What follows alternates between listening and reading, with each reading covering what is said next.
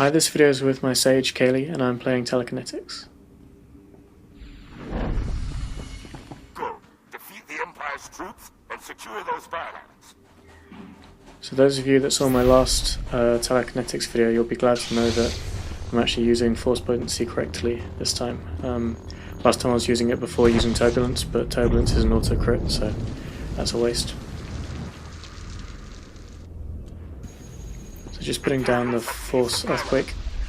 At the entrance here you can often pop people out of stealth.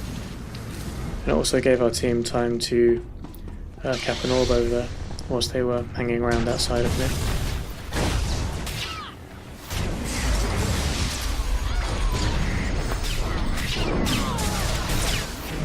So just stunning the Marauder here for our commando.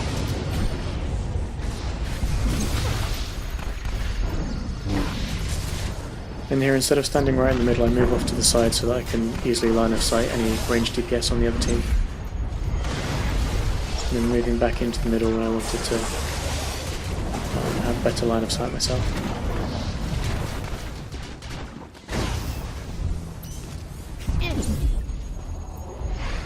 I couldn't actually see the Marauder there when I moved back, so I had to move forward to get him, and then started taking quite a bit of damage, so just popped my force armor and moved off to the side. Wasn't the best position, force quake there. Took quite a bit of damage. But then this assassin was kind of overextended. Got some nice burst. And my team was focusing on him as well, which helped. Then put down the force quake to pop him out of stealth. I think he had dots on him anyway. Actually got some quite nice damage with this force quake here. So I've seen the patch notes for 3.1.2, I think it's called, and I'm really surprised that they haven't changed Forcequake at all, because as I understand it, I guess you could call it an issue, but the issue with it is not just in PvP, like apparently people are using it in the single target rotations in PvE as well, which makes me kind of surprised they haven't changed it, but still.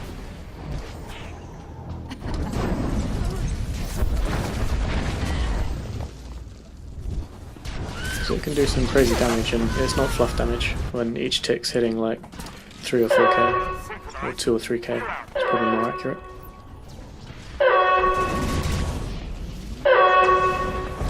So it's always nice when you manage to get both pylons, so I guess someone on our team had gone over there and ended it.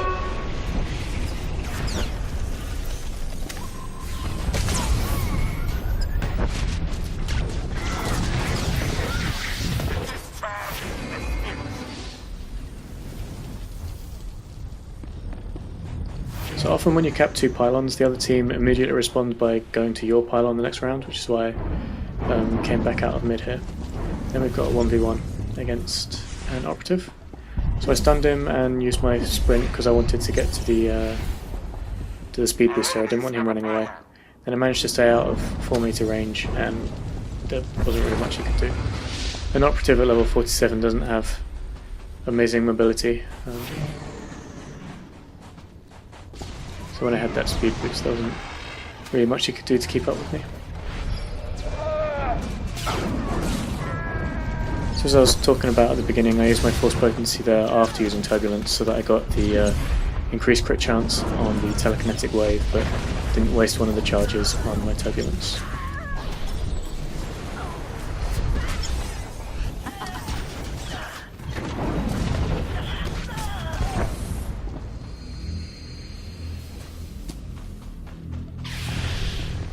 So I saw that our commander was going over to their pylon, and I wouldn't have necessarily gone over, but I decided that if he was going, it'd be better to go with him and help him out.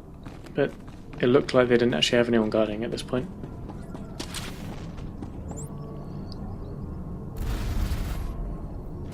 But they did in fact have a Sork guarding. So I went to go and force lift him, but as soon as my other teammates started attacking him, I stopped that. So it would have just filled his resolve.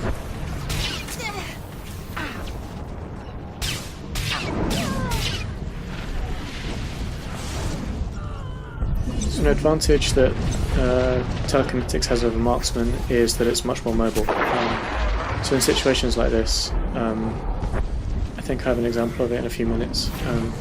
you can use those walls or other such obstacles to kind of run in and out behind them, so that you're interrupting their casts and using your instant abilities.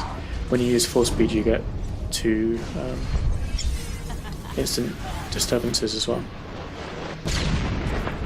So that guy nearly messed up interrupting that cap there because he used an ability that travelled a bit slower than some other abilities. Yeah, this is what I was talking about, just running in and out of the wall there. It turned out he didn't carry on attacking me, he ran away, but if he'd been trying to cast something, I would have interrupted those casts by running in and out of behind that wall.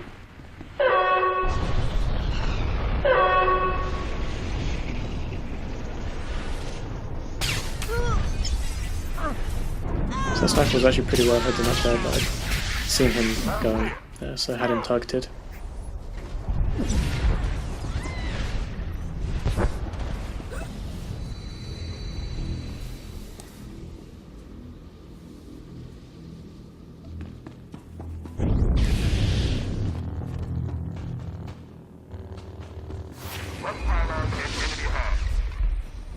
So I went to go and save this commando here. I initially had the wrong commando targeted, but then pulled him away, put a bubble on him, and started healing.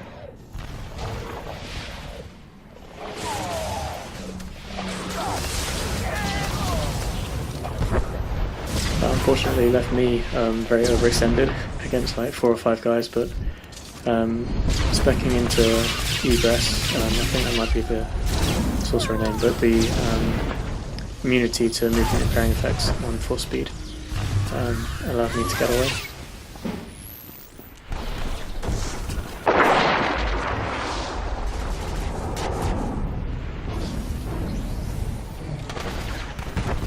So this was some fairly terrible positioning from me. I pretty much said, hey, look at me, I'm standing in the middle, target me please. And I started taking some massive damage.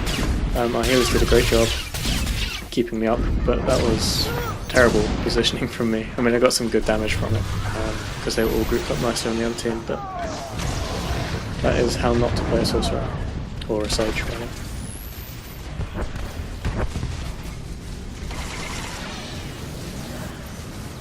Standing in the middle when there are several ranged DPS right in front of you is a good thing to do.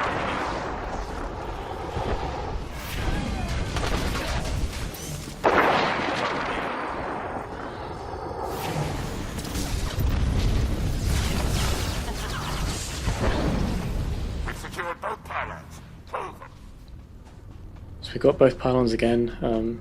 That Shadow on our team doing a good job. So went over to the other team's pylon to make sure they couldn't cap it back. There wasn't much time left on the clock. Doing some nice crits with my force potency up.